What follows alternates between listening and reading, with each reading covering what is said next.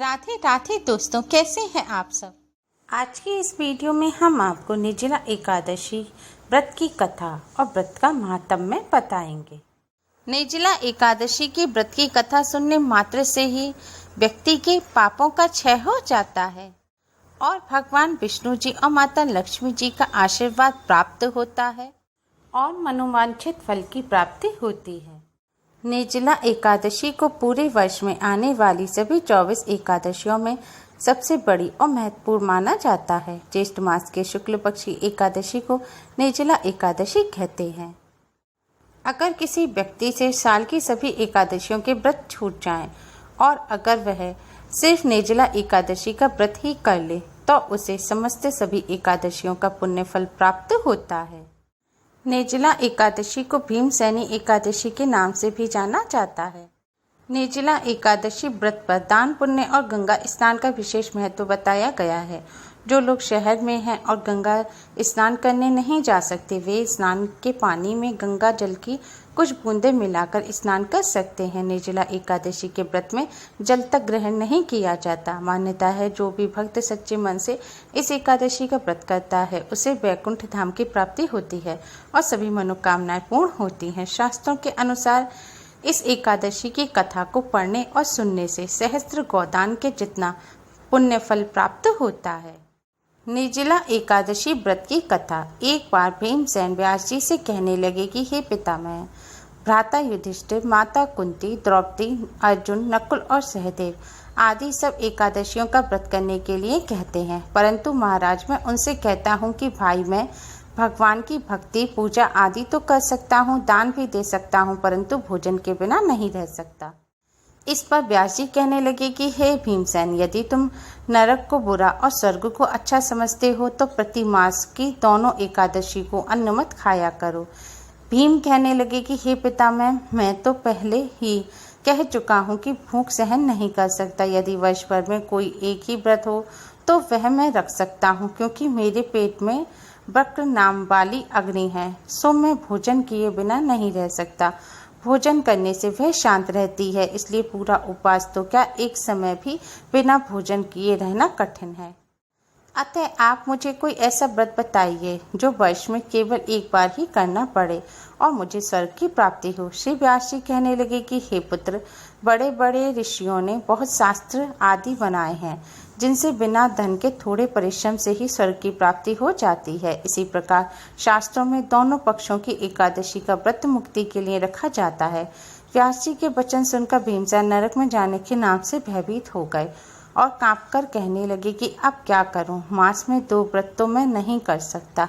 हाँ, वर्ष में एक व्रत करने का प्रयत्न अवश्य कर सकता हूँ। अतः वर्ष में एक दिन व्रत करने से यदि मेरी मुक्ति हो जाए तो ऐसा कोई व्रत बतलाइए। यह सुनकर व्यास जी कहने लगे कि वृषभ और मिथुन की संक्रांति के बीच ज्येष्ठ मास के शुक्ल पक्ष की जो एकादशी आती है उसका नाम निर्जला है।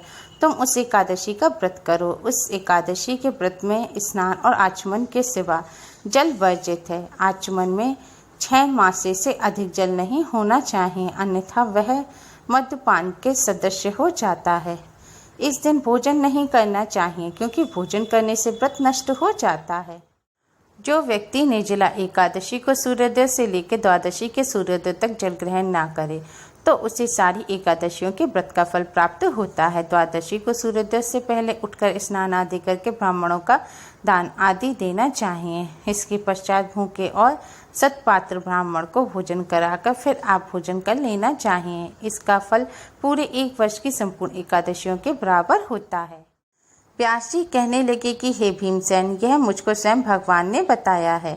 इस एकादशी का पुण्य समस्त तीर्थों और दानों से अधिक है। केवल एक दिन मनुष्य निर्जल रहने से पापों से मुक्त हो जाता है। जो मनुष्य निर्जला एकादशी का व्रत करते हैं उनकी मृत्यु के समय यमदूत आकर नहीं घेरते, परंतु भगवान के पार्षद उन्हें पुष्पक विमान में बिठाकर स्वर्ग को ले जाते हैं। अतः संसार में सबसे श्रेष्ठ निर्जला एकादशी का व्रत है, इसलिए यत्न के साथ इस व्रत को करना चाहिए। उस दिन ओम नमो भगवते वासुदेवाय मंत्र का उच्चारण करना चाहिए और गौदान करना चाहिए।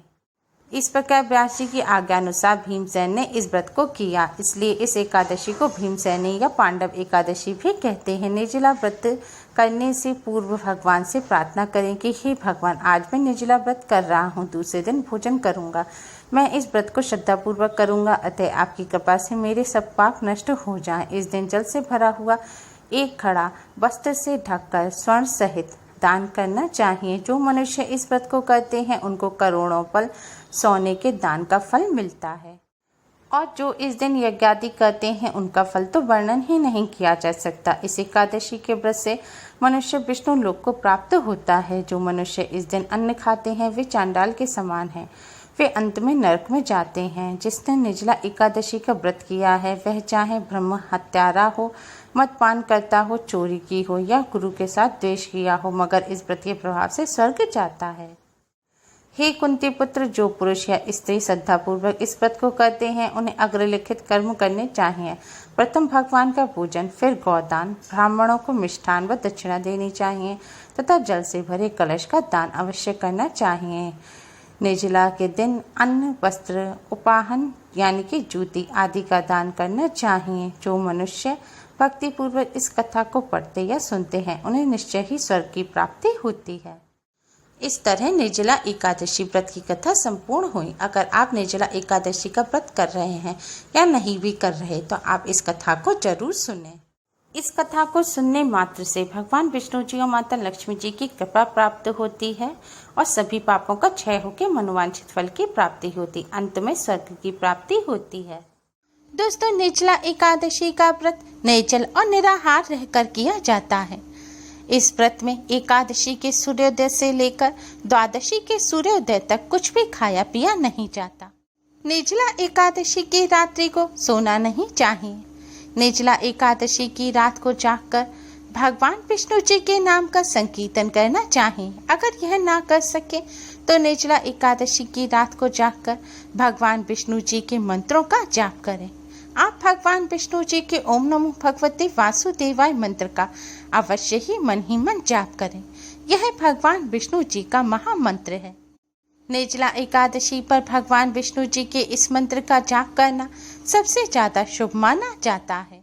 उम्मीद है आपको हमारी ये वीडियो पसंद आई होगी। प्लीज लाइक करें, हमारे इस वीडियो को अपने फ्रेंड्स और रिश्तेदारों में ज़्यादा से ज़्यादा शेयर करें, जिससे वह भी इसका लाभ उठा सकें। हमारी और भी वीडियोस के लिए हमारे चैनल को सब्सक्राइब करना ना भूलें। Thanks for watching. Radhe Radhe.